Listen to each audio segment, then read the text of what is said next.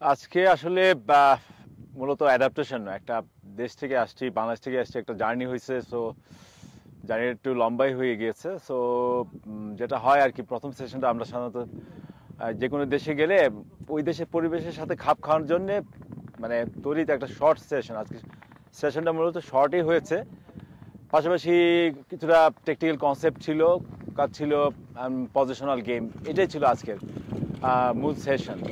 but ছেলেরা বেশ ফুরফুরি লাগলো আমার কাছে, যে সবাই খুব